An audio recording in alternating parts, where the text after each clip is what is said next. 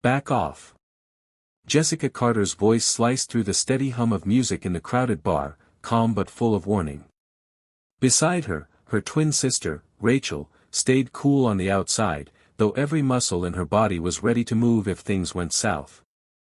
It was supposed to be just another Friday night, one drink to wrap up a long, exhausting week. But the moment the Carter sisters stepped inside the Rusty Anchor bar in Austin, they caught the attention of 3 off-duty cops. Their badges still hung from their belts like trophies, even though the smell of whiskey clung to them like cheap cologne. The first to swagger over was Sergeant Mark Daniels, a big guy with shoulders like a linebacker and eyes so bloodshot they almost glowed. He looked at Jessica the way a wolf sizes up dinner. "Well, what are you gonna do about it, sweetheart?" he sneered, leaning in too close. His voice carried just enough to kill the buzz of conversation around them. Behind him, Officer Mike Sanders slid in behind Rachel, resting his thick hands on the back of her chair as if it already belonged to him. "We're just trying to be friendly," he said, his tone soaked in mockery. "Didn't they teach manners where you two come from?" The youngest one, Officer Jake Turner, stumbled a bit as he joined them, his grin sloppy and mean. "Man, check out those curves," he slurred, drawing an hourglass in the air with his hands. "You two gotta be twins. Double the chocolate, huh, Sarge?" A few customers shifted uneasily in their seats.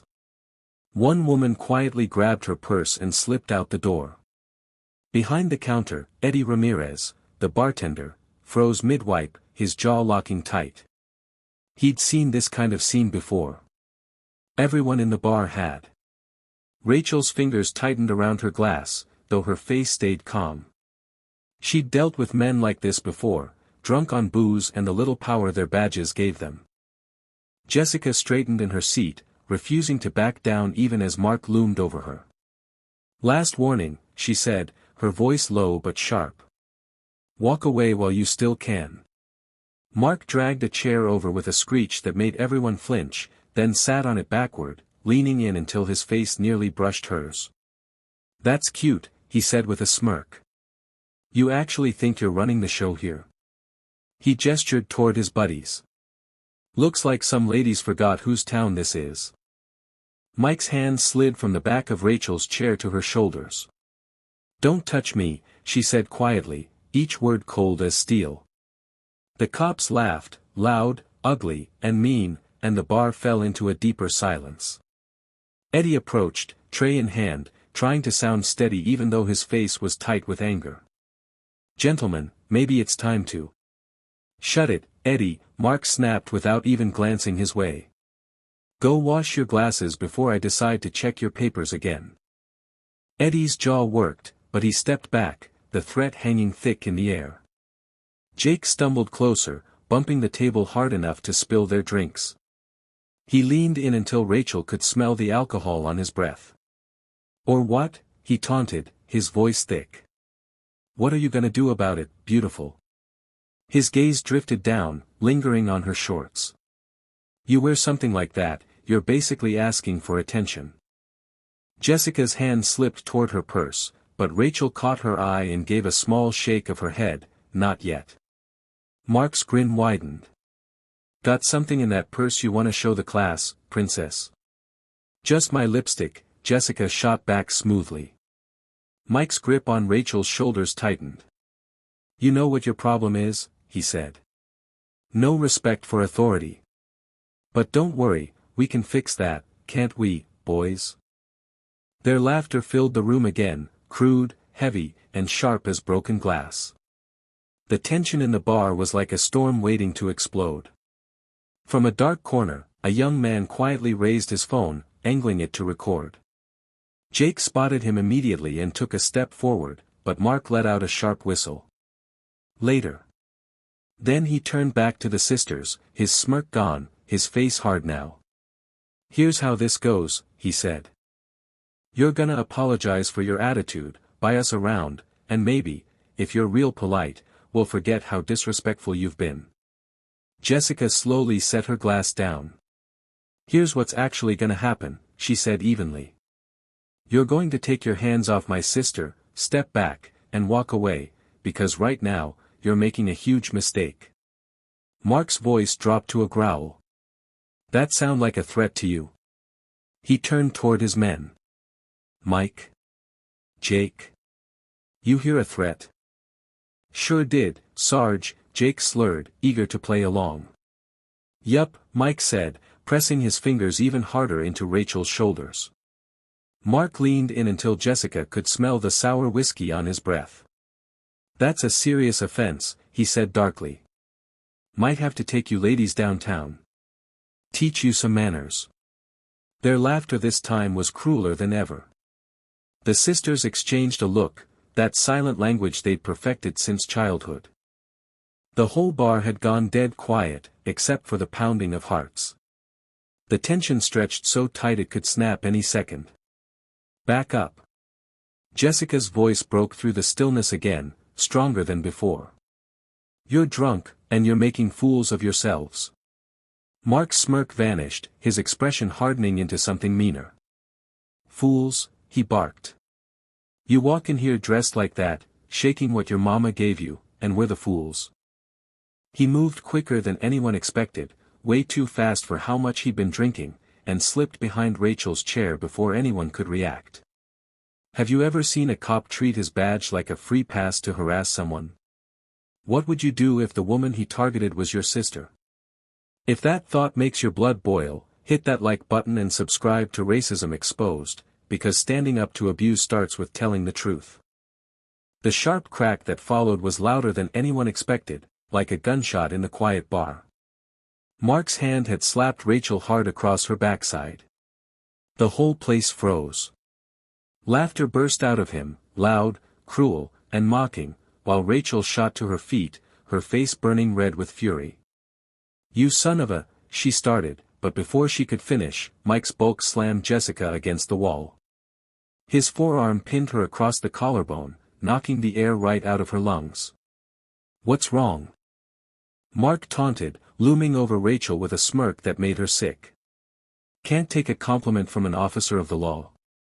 Rachel slapped his hand away, her voice low and shaking with rage. Touch me again, she said, and you'll pull back a stump. Jake let out a sloppy laugh, pulling the handcuffs from his belt. The metallic clink echoed through the room, slicing through the tension. Ooh, he sneered, that sounded like a threat against an officer. Around them, patrons sank deeper into their seats. A couple near the door quietly gathered their things and slipped out. Nobody wanted to get involved. Nobody wanted to be next. Mike pressed harder against Jessica, his voice a low, ugly whisper in her ear. Maybe we should take this somewhere private, he said. Teach you ladies some respect. His free hand tangled painfully into her curls, yanking hard enough to make her wince. See, we could have had a fun night, Mark murmured to Rachel as he circled her like a predator. His hand shot out suddenly, clamping around her wrist and twisting until she gasped. But now, he said, voice dripping with sarcasm, you've gone and hurt our feelings. Want me to do the honors, Sarge? Jake asked eagerly, lifting the cuffs. Ladies first, Mark replied, yanking Rachel closer until his lips nearly brushed her ear.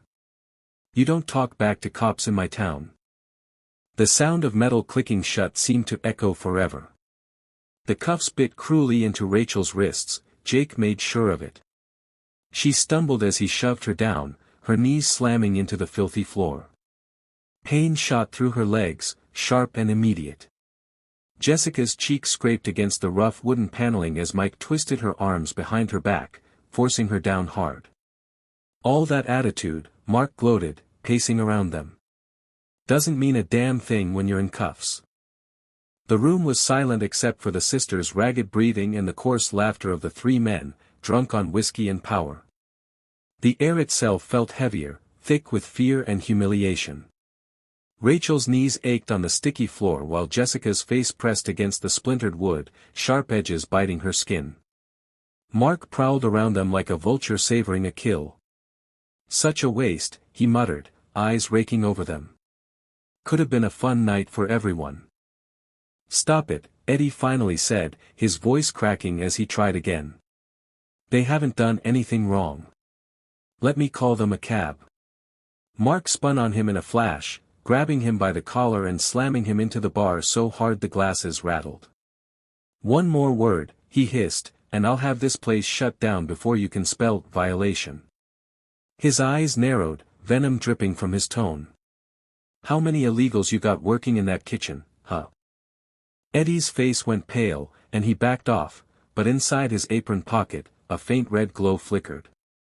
His phone was still recording. Mark shoved him aside and turned back to the sisters. Time for a ride downtown, he said coldly. Mike yanked Jessica off the wall while Jake dragged Rachel to her feet. The cuffs bit deeper into their wrists as the sisters stumbled toward the door, humiliation burning hotter than pain. Through the front windows, a few patrons watched with wide, fearful eyes. Some looked away. A woman tried to lift her phone to film, but Jake spotted her and snatched it, hurling it to the ground. The crash of shattering glass filled the bar, a final, broken silence. The sisters were shoved forward, their boots scraping against the old hardwood floor. Rachel twisted her wrists against the cuffs, her mind screaming for control, for patience. Then, she felt it. The weight of her badge case pressing against her pocket. Slowly, carefully, she hooked 2 fingers around it and gave the slightest tug. With one quick flick, it slipped free and hit the floor. The thud echoed through the silent bar. The golden badge glinted in the dim light, unmistakable, its engraved seal impossible to miss. Every head turned. Rachel straightened as much as the cuffs would allow, her voice calm but sharp enough to slice through the tension. Federal Bureau of Investigation. The words hit the room like a bomb. A few people gasped, others stared, wide-eyed. Phones came out, this time faster, steadier, more confident. Jessica shook off Mike's now loosened grip, standing tall even as the cuffs dug into her skin. Her tone was cold, precise. You're assaulting federal agents. For the first time that night, the 3 cops froze. Mark's smirk wavered, his whiskey-soaked bravado cracking right in half. In that instant, everything shifted.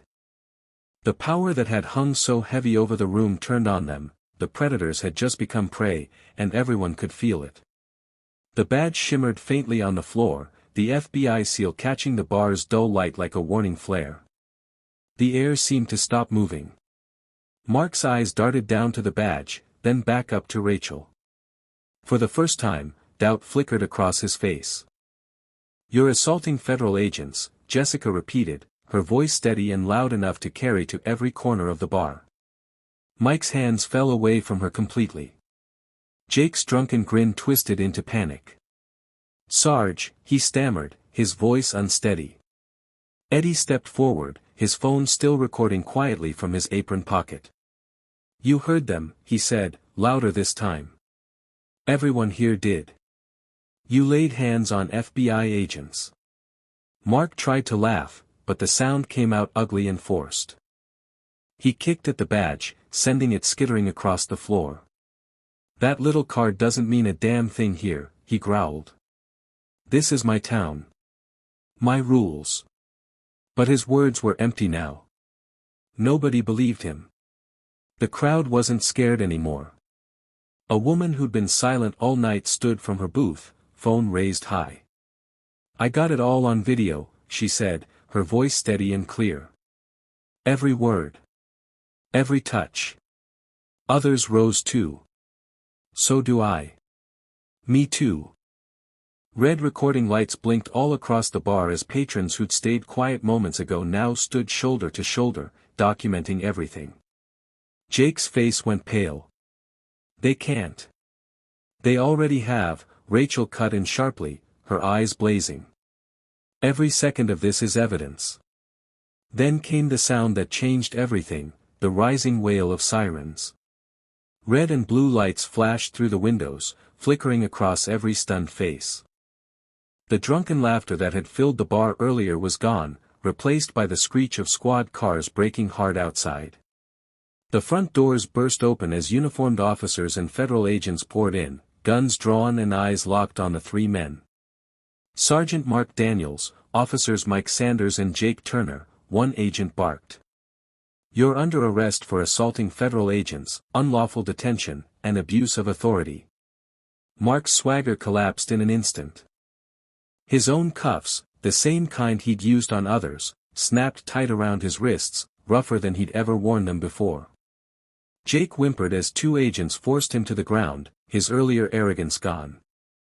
Mike's face turned ghostly white as they hauled him toward the exit, shame dripping off him like sweat.